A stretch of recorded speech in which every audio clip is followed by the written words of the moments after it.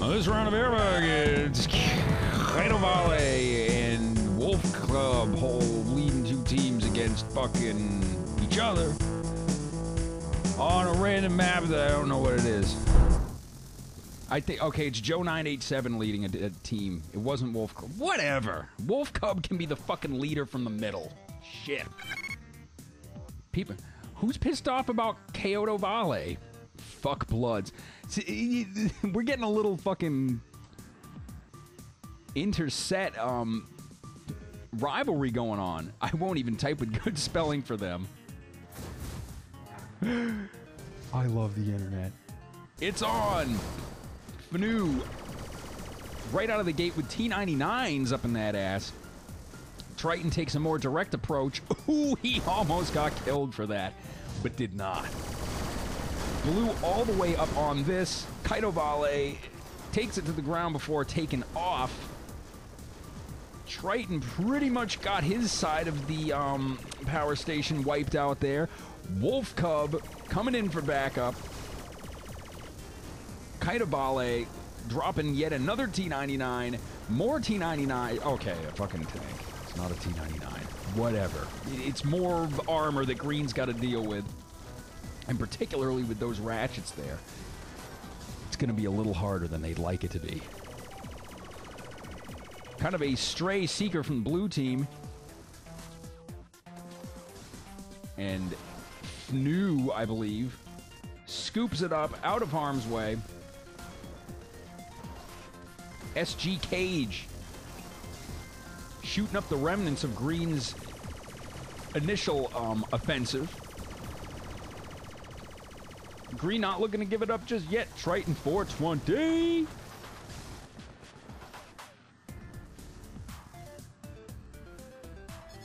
I think that it has to be captured for you to be able to recharge over it.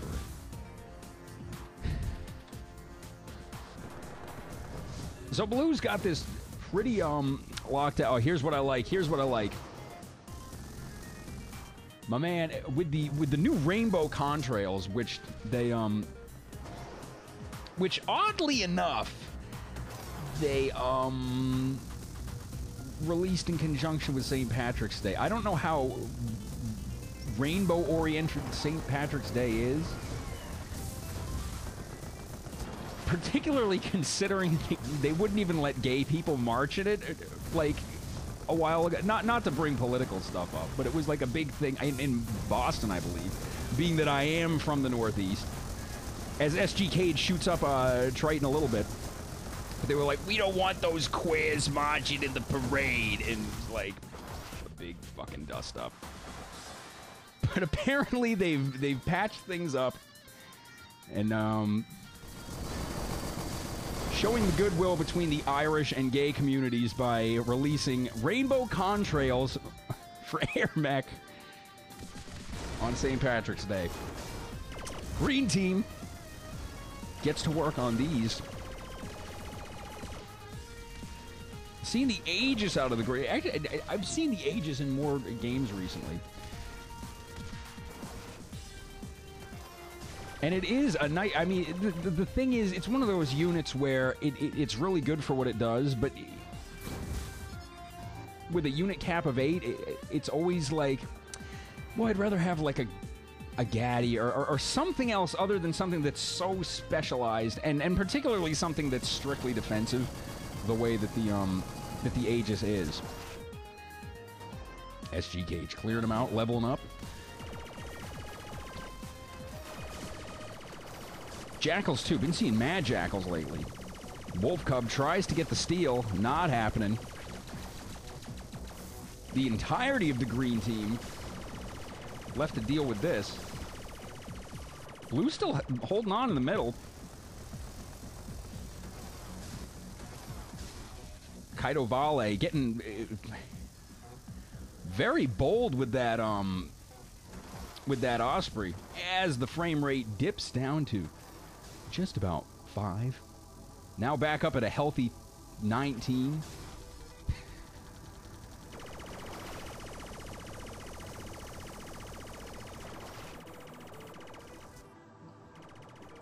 Fnoo.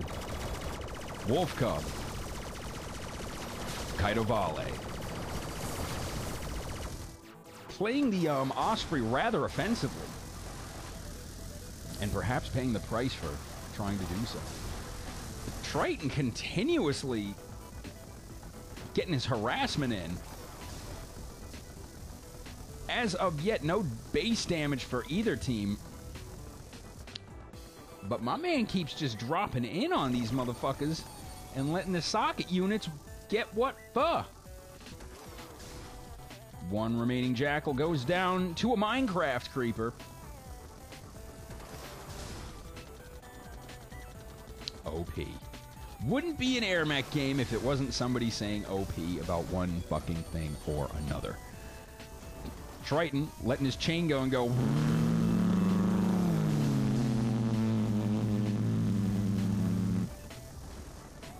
And one thing that's good for is neutralizing bases. Not so good for intermech relations. Or combat, I should say. But really, the, okay, he doesn't have boomers. But, though, I've been finding that the Warthog, coupled with boomers, makes it very easy to reclaim any outposts that you might not want the enemy team to have. Throw tips with me, and I know that I'm your fucking first source for strategy on this game or any other. That's my tip for today. Warthogs and boomers. So green, kind of a weird map texture that we've got here, where green holding the corners as well as the south, and blue just kind of chilling here.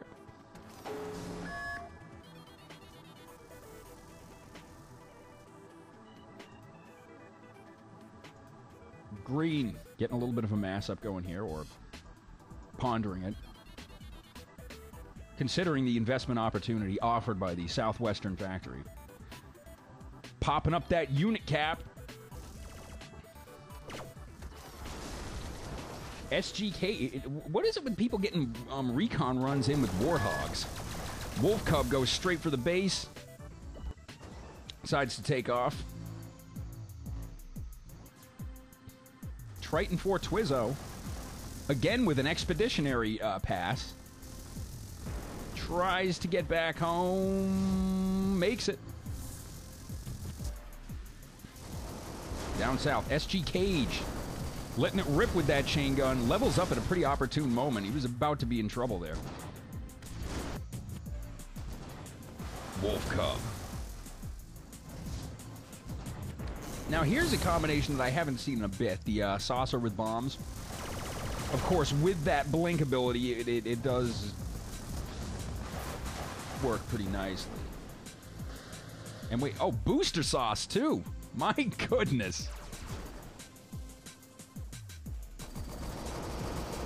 How vintage. Yeah, it thinks about making a steal on that and decides, thinks better of it.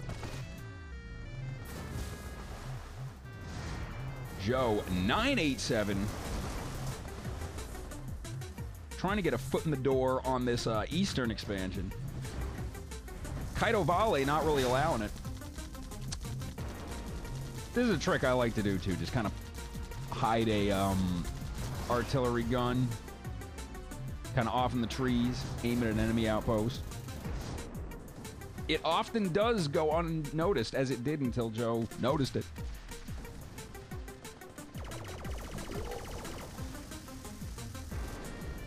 That's right. I said I would be more conscientious about belching into the microphone, and not do it quite so much. Joe, yeah, I mean, with a couple of Jackals behind it, but Fnoo with that EMP strike, and just general mech gunnage.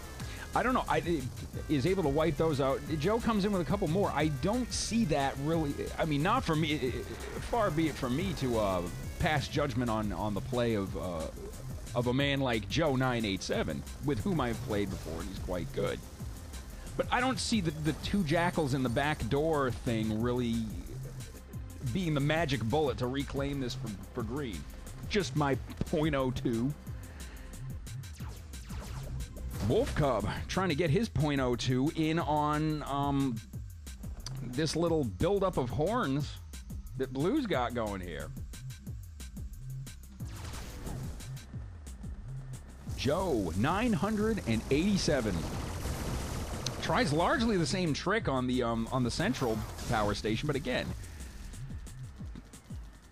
there's, I mean, really any amount of defense is going to be able to snap that off. And particularly when an enemy mech sees it being done, I just don't forecast a great success rate for that. I just don't.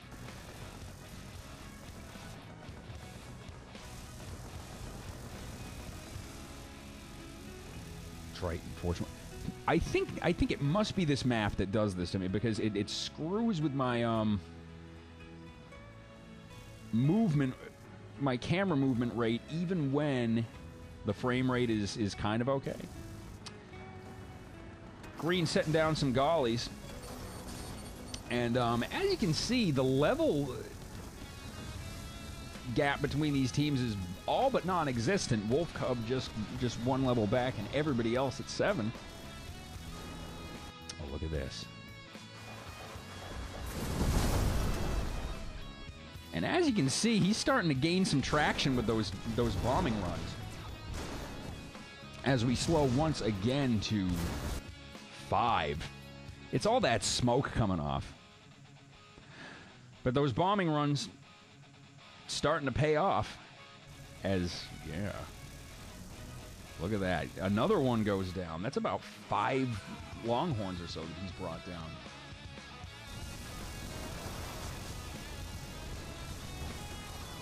So if Blue was planning on mounting a tank push with that, they might have to think again.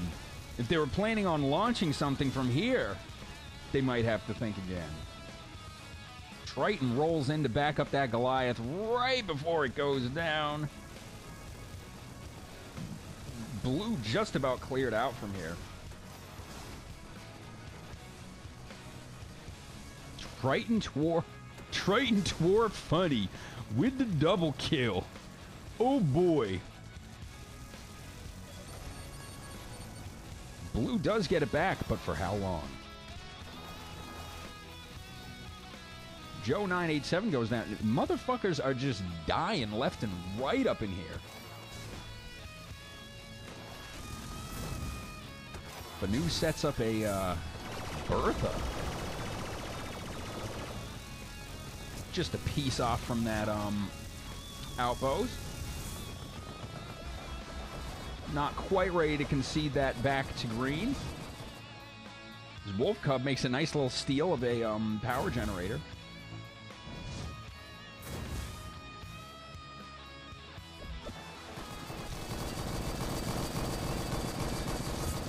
Blue trying to roll in with Jackals now. It's all about the Jackals this game, I guess. And it's equally all about the Neos hitting the ground and screwing them up with stasis blasts.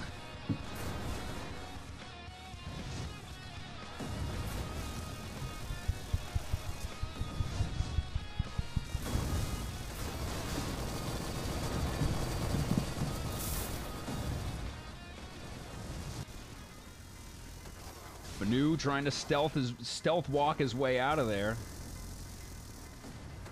Not happening. Goes down to the minigun of Triton. Also takes out that Bertha.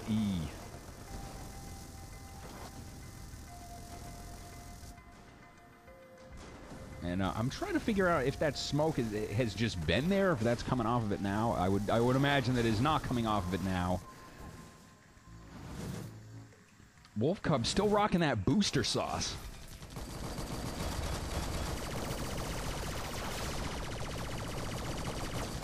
Gets the pickup on this.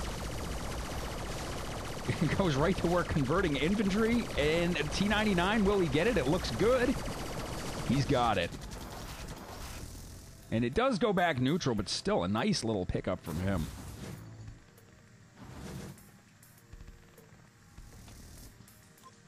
And at the very least, a nice bit of diversion as Fnoo pulled off the front lines. Had to stop EMP striking jackals for a moment to go handle that.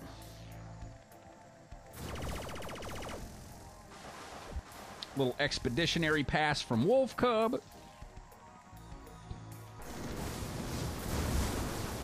CaidoVale. Trying to set green up for the fall with a big, nasty Goliath. And one thing about green, that they got no fucking base defenses at all. Not so much as a single lunchbox. And as we've seen before, I mean, like, these two longhorns on that front door would be enough to really friggin' ruin Green's weekend. Let alone this Goliath just kind of sitting there like the elephant in the room. Like, yeah, I can see your base from here.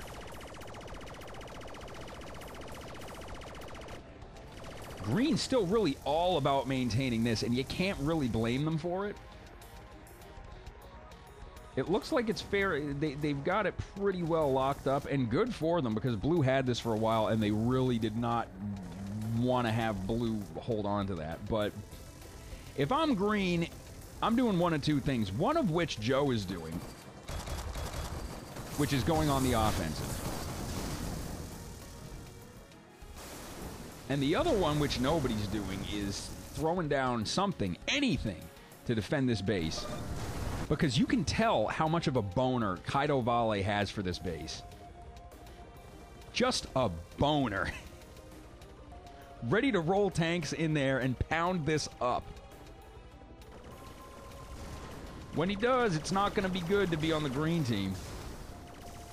Even though they have heroically wrestled the majority map control away from Blue.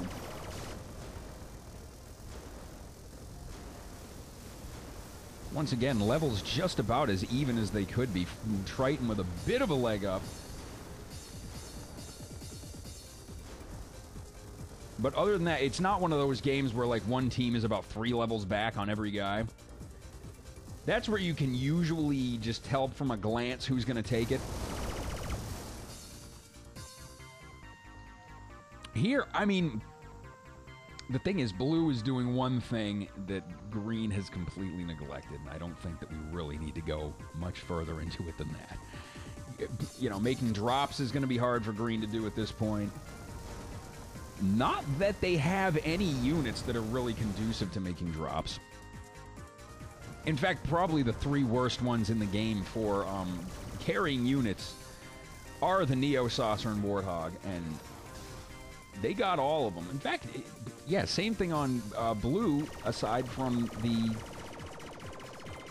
Osprey of CaidoVale, which is pretty good at dragging units.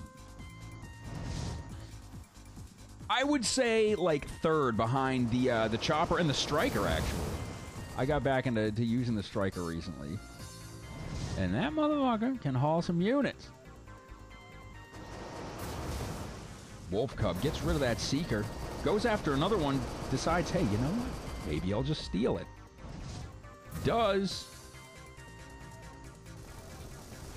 Now at middle, maybe Green is starting to realize that this... Actually, this is not quite the mass-up. Or it's a bit deceptive in that it looks like a giant mass-up, but then it's all Berthas and Ratchets for the most part, and a couple of Agi.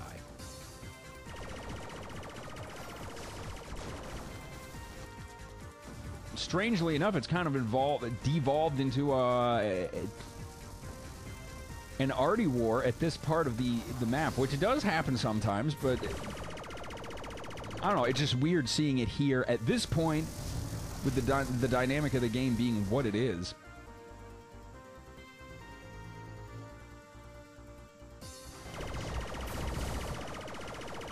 Like, usually you see that kind of thing happen earlier.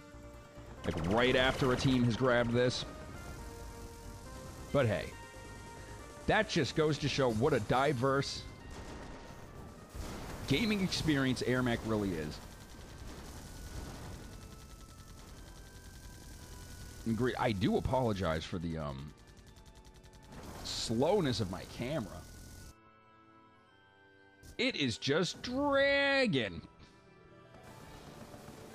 Probably next time I won't, because right now I'm running it in 16:9 and recording it in the 720. Don't ask me why. I'm just, today I was just too lazy to reset it, to set the game to a 720. Joe987 getting in with boomers and doing a little bit of damage. That's one thing about grouping them up like that, is that you can get boomered on like whoa. And the blue team just kind of did another pass or two like that, and yeah, that's going to be regrettable for the blue team. But what's regrettable for the green team is that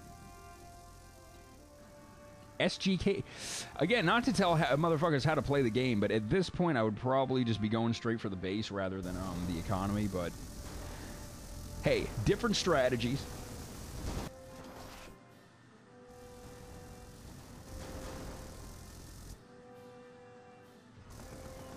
Oh, here we go, up the west side. WolfCuB tries to steal a moneymaker and does get it. Will he get away with it? Oh, he almost goes down to AA fire. Gets chased back by Cage as well as CaidoVale before spooking them off with those saucer guns. Green really trying to get some sort of offensive traction going on. Stealing this outpost would be a step in that direction.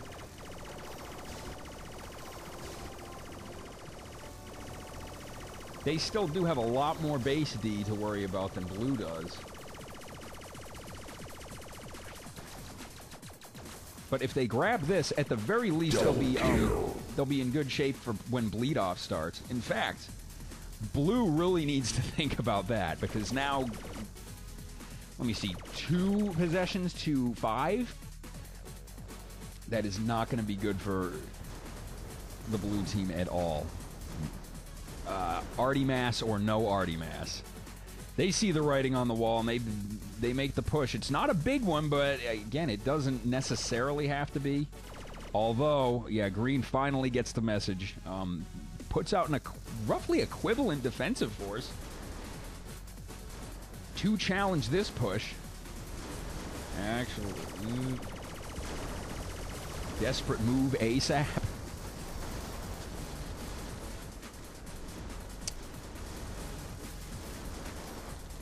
And, yeah, unfortunately for blue, they waited a little too long to pull the trigger on this. And also, they're not really microing their guys in a way that would make this do a little more damage. I do see that style of push a lot, where people will just assign tanks the Y command, like, you know, from a central expansion or a closer one, and just kind of let it go by itself and run right into the front where there's a huge mass up of guys, where if they took the time to micro their dudes around a little bit, this whole fucking section right here would be golden for getting tanks on it. I don't know. Just a thought. Yeah, blue now in pretty rough straits. And they realize this. And no amount of CaidoVale saying boom is going to change it. They are way behind on possession. Okay, now they did get this back, which is good. Good-ish. They need to defend it and make sure that green does not take that back from them. They really squandered a chance to... I'm just going to beat these guys up over not getting base damage in when they could have for the rest of this game. He should have gotten in more base damage. Green had no defenses. But the thing is, folks, I mean, they really could have made it... changed the dynamic of the situation up quite a bit in that if green was down to like half base health, which they could have easily pulled off, again, with like 2 Longhorns, you know, positioned at that front door, and the Goliath as well, if green was down at half, this would be a much different situation than it is. Because now the base healths are roughly the same, and green with that slight advantage in map control, and they could still get this. This is totally not locked down for blue.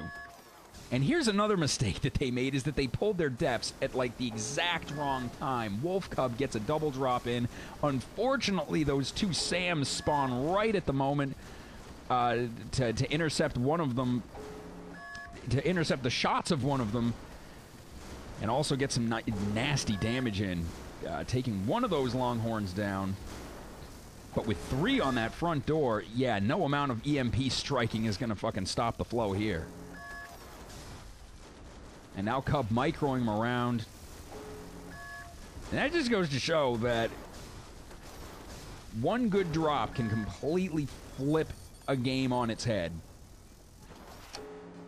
Nice to see some sportsmanship, it really is. And,